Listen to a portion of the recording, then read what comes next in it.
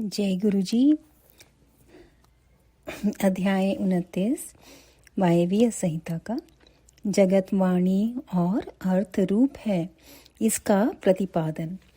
वायु देवता कहते हैं, महर्षियों, अब यह बता रहा हूँ कि जगत की वागार्थमकता की सिद्धि कैसे की गई है। 6 मार्गों का सम्यक ज्ञान मैं संक्षेप से ही करा रहा हूँ, विस्तार से नहीं। कोई भी ऐसा अर्थ नहीं है जो बिना शब्द का हो, और कोई भी शब्द ऐसा नहीं है जो बिना अर्थ का हो। अतः समय अनुसार सभी शब्द संपूर्ण अर्थों के बोधक होते हैं। प्रकृति का यह परिणाम शब्द भावना और अर्थ भावना के भेद से 2 प्रकार का है। उसे परमात्मा शिव और पार्वती की प्राकृत मूर्ति कहते हैं। उनकी जो शब्दमयी विभूति है उसे विद्वान 3 प्रकार की बताते हैं, स्थूला, सूक्ष्म और परा। स्थूला वह है जो कानों को प्रत्यक्ष सुनाई देती है, जो केवल चिंतन में आती है, वह सूक्ष्म कही गई है। और जो चिंतन की सीमा से भी परे है उसे परा कहा गया है।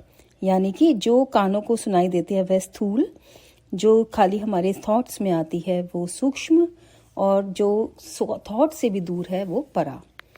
वह शक्ति स्वरूपा है। वही शिव तत्व के आश्रित रहने वाली पराशक्ति कही गई है। ज्ञान शक्ति के संयोग से वही इच्छा की उबोध बलिका उसे दृढ़ करने वाली होती है। वह संपूर्ण शक्तियों की समष्टि रूपा है। वही शक्ति तत्व के नाम से विख्यात हो समस्त कार्य समूह की मूल प्रकृति मानी गई है। उसी को कुंडलिनी कहा गया है। वही विशुद्धा ध्वपरा माया है। वह स्वरूपतः विभाग रहित होती हुई भी 6 अध्वाओं के रूप में विस्तार को प्राप्त होती है। उन 6 अध्वाओं में से 3 तो शब्द रूप हैं और 3 अर्थ रूप बताए गए हैं। सभी पुरुषों को आत्मशुद्धि के अनुरूप संपूर्ण तत्वों के विभाग से लय और भोग के अधिकार प्राप्त होते हैं। वे संपूर्ण तत्व कलाओं द्वारा यथा योग्य प्राप्त हैं। परा प्रकृति के जो आदि में 5 प्रकार के परिणाम होते हैं वे ही निवृत्ति आदि कलाएं हैं। मंत्राध्वा, पदाध्वा और वर्णाध्वा, ये 3 अध्वा शब्द से संबंध रखते हैं, तथा भुवनाध्वा, तत्वाध्वा और कलाध्वा, ये 3 अर्थ से संबंध रखने वाले हैं। इन सब में भी परस्पर व्यापक भाव बताया जाता है। संपूर्ण मंत्र पदों से व्याप्त हैं क्योंकि वे वाक्य रूप हैं। संपूर्ण पद भी वर्णों से व्याप्त हैं क्योंकि विद्वान पुरुष वर्णों के समूह को ही पद कहते हैं। वे वर्ण भी भुवनों से व्याप्त हैं क्योंकि उन्हीं में उनकी उपलब्धि होती है। भुवन भी तत्वों के समूह द्वारा बाहर भीतर से व्याप्त हैं क्योंकि उनकी उत्पत्ति ही तत्वों से हुई है। उन कारणभूत तत्वों से ही उनका आरंभ हुआ है।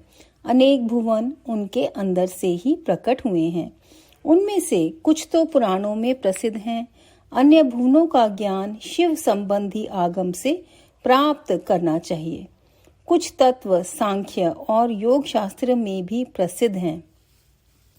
शिव शास्त्रों में प्रसिद्ध तथा दूसरे भी जो तत्व हैं वे सब के सब कलाओं द्वारा यथा योग्य व्याप्त हैं।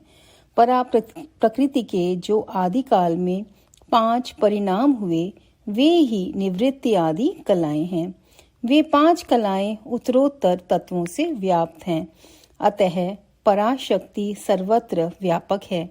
वह विभाग रहित होकर भी 6 अध्वाओं के रूप में विभक्त हैं।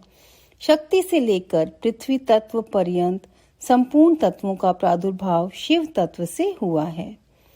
अतः जैसे घड़े आदि मिट्टी से व्याप्त हैं, उसी प्रकार वे सारे तत्व एकमात्र शिव से ही व्याप्त हैं। जो 6 अध्वाओं से प्राप्त होने वाला है वही शिव का परम धाम है। 5 तत्वों के शोधन से व्यापिका और अव्यापिका शक्ति जानी जाती है। निवृत्ति कला के द्वारा रुद्र लोक पर्यंत ब्रह्मांड की स्थिति का शोधन होता है। प्रतिष्ठा कला द्वारा उससे भी ऊपर जहाँ तक अव्यक्त की सीमा है वहां तक की शोध की जाती है। मध्यवर्तिनी विद्या कला द्वारा उससे भी ऊपर विद्येश्वर पर्यंत स्थान का शोधन होता है। शांति कला द्वारा उससे भी ऊपर के स्थान का तथा शांत्यतीता कला के द्वारा अध्वा के अंत तक का शोधन हो जाता है। उसी को परम व्योम कहा गया है। ये बहुत ही गूढ़ है संगत जी। मैं इसको एक बार दोबारा पढ़ देती हूँ क्योंकि लेट्स सी कि अगर हम दोबारा पढ़ने में थोड़ा अच्छा से समझ सकें। ये 6 कलाओं के बारे में यहाँ पर बताया जा रहा है।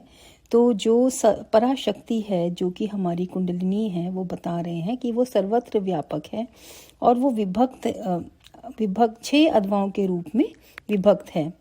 सो शक्ति से लेकर पृथ्वी तत्व पर्यंत संपूर्ण तत्वों का प्रादुर्भाव किससे हुआ है? शिव तत्व से ही हुआ है। तो जिस तरह से घड़े मिट्टी से व्याप्त हैं, उसी प्रकार सारे तत्व एकमात्र शिव से ही बने हुए हैं। तो जो 6 अध्वाओं से प्राप्त होने वाला है वो क्या है? वो शिव का परम धाम है, क्योंकि हमारी कुंडलिनी को शिव से मिलना है, जाकर शक्ति को शिव से मिलना है। 5 तत्वों, तो हमें अपने तत्वों का शोधन करना है और वो तत्वों के शोधन से जब हम उसको शोधन करे जाएंगे, जैसे कि गुरुजी भी कह के गए हैं कि हम गंदे घड़े भर के होते हैं जब हम गुरुजी के पास आते हैं और गुरुजी हमारी सफाई करते हैं अंदर से। वो कहते हैं मैं तुम्हें अपने पास बुलाता हूँ, तुम्हें सफाई करता हूँ, फिर तुम बाहर जाके निंदा करके, चुगली करके, गंदा खाना खाकर, इसमें माया में जाकर वापस गंदे हो जाते हो। फिर गुरु के पास आते हैं, फिर गुरु जी हमें दोबारा साफ करते हैं। तो ये वो बताते हैं हमें। तो इस तरह से यही बात है कि हमें अपने खुद का अंदर क्लिनजिंग करनी है और वो क्लिनजिंग हमें बेसिकली अवेयर होना है कि हमारे थॉट्स कैसे हैं। हमें गंदे थॉट्स ना हैं, हम हमेशा सबके लिए अच्छा ही सोचें। तो उससे फिर हमारी अंदर की शुद्धि होने शुरू हो जाएगी। तो जैसे अब यहाँ पर इसको 3 पार्ट्स में यहाँ पर डिवाइड किया गया है और जो उन्होंने बताया है कि 5 तत्वों का शोधन करना चाहिए और उससे जब हमारा शोधन हो जाता है तो सबसे पहले नीचे वाले जो तत्व हैं उनका शोधन होएगा, जो कि अर्थ, सबसे पहले अर्थ तत्व है, उसके बाद हमारा जल का तत्व है, उसके बाद हमारा वायु का तत्व है। तो इस प्रकार से सारे तत्वों का शोधन होएगा। फिर उसके बाद ये यहाँ पर आगे पढ़ते हैं कि क्या बताते हैं। ये 5 तत्व बताए गए जिनसे संपूर्ण जगत व्याप्त है। वहीं साधकों को यह सब कुछ देखना चाहिए। जो अध्वा की व्याप्ति को ना जानकर शोधन करना चाहता है वह शुद्धि से वंचित रह जाता है, उसके फल को नहीं पा सकता। उसका सारा परिश्रम व्यर्थ, केवल नरक की ही प्राप्ति कराने वाला होता है। शक्तिपात का संयोग हुए बिना तत्वों का ठीक ठीक ज्ञान नहीं हो सकता। उनकी व्याप्ति और वृद्धि का ज्ञान भी असंभव है। शिव की जो चित स्वरूपा परमेश्वरी पराशक्ति है वही आज्ञा है। उस कारण स्वरूपा आज्ञा के सहयोग से ही शिव संपूर्ण शिव के अधिष्ठाता होते हैं। विचार शक्ति से देखा जाए तो आत्मा में कभी विकार नहीं होता। यह विकार की प्रतीति माया मात्र है, ना तो बंधन है और ना उस बंधन से छुटकारा दिलाने वाली कोई मुक्ति है। शिव जी की जो अव्यभिचारिणी पराशक्ति है वही संपूर्ण ऐश्वर्य की पराकाष्ठा है। वह उन्हीं के समान धर्म वाली है और विशेषतः उनके उन विलक्षण भावों से युक्त है। उसी शक्ति के साथ शिव गृहस्थ बने हुए हैं और वह भी सदा उन शिव के साथ ही उनकी गृहिणी बनकर रहती है। जो प्रकृति जन्य जगत रूप कार्य है वही उन शिव दंपति की संतान है। शिव कर्ता है और शक्ति कारण है। यही उन दोनों का भेद है। वास्तव में एकमात्र साक्षात शिव ही 2 रूपों में स्थित हैं। मतलब कि यहाँ पर वो बताते हैं कि अर्धनारीश्वर का जो रूप है कि शिव ही शक्ति हैं और शक्ति ही शिव हैं। कुछ लोगों का कहना है कि स्त्री और पुरुष रूप में ही उनका भेद है। अन्य लोग कहते हैं कि पराशक्ति शिव में नित्य संवेद है। जैसे प्रभा सूर्य से भिन्न नहीं है, उसी प्रकार चित स्वरूपिणी पराशक्ति शिव से अभिन्न ही है। यह सिद्धांत है। अतः शिव परम कारण है, उनकी आज्ञा ही परमेश्वरी है। मतलब कि अगर हमें अपने गुरु को मानना है तो गुरु की आज्ञा मानो। जो बोलते हैं ना कि गुरु का हुक्म मानो, अगर गुरु को मानना है तो गुरु की मानो। तो शिव कारण है, शिव परम कारण है और उनकी आज्ञा परमेश्वरी है। उसी से प्रेरित होकर शिव की अविनाशी मूल प्रकृति कार्य भेद से महामाया, माया और त्रिगुणात्मिक प्रकृति इन 3 रूपों में स्थित हो 6 अध्वाओं को प्रकट करती है।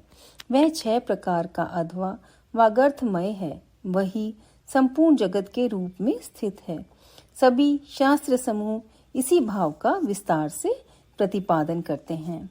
यहाँ पर अध्याय 29 संपूर्ण होता है संगत जी, और इसके अंदर यही बताया गया है कि हमें अपनी शुद्धि करनी चाहिए। हमें यहाँ पर जो 5 तत्व हैं जिससे कि संपूर्ण जगत व्याप्त है, तो वो 5 तत्वों से सभी वर्ण, सब पूरा संसार उनसे व्याप्त है। तो हमें उन तत्वों की शुद्धि करनी चाहिए, और उन तत्वों की शुद्धि की विस्तार भय से यहाँ पर नहीं बताया गया है, खाली बहुत सी शॉर्ट में बताया गया है यहाँ पर।